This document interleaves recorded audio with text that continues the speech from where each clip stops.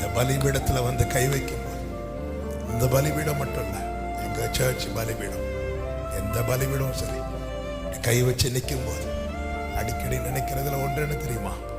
வேற யாரோ நிற்க வேண்டியது, வேற யாரோ நிற்க வேண்டியது.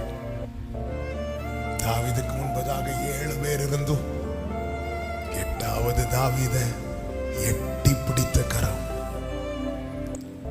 இன்னைக்கு இப்படியே நீட்டிட்டு இருக்கிறா.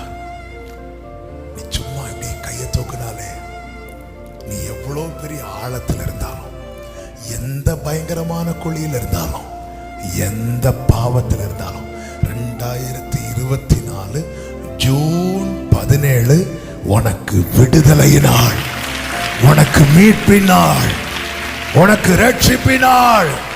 நல்ல கையை தட்டி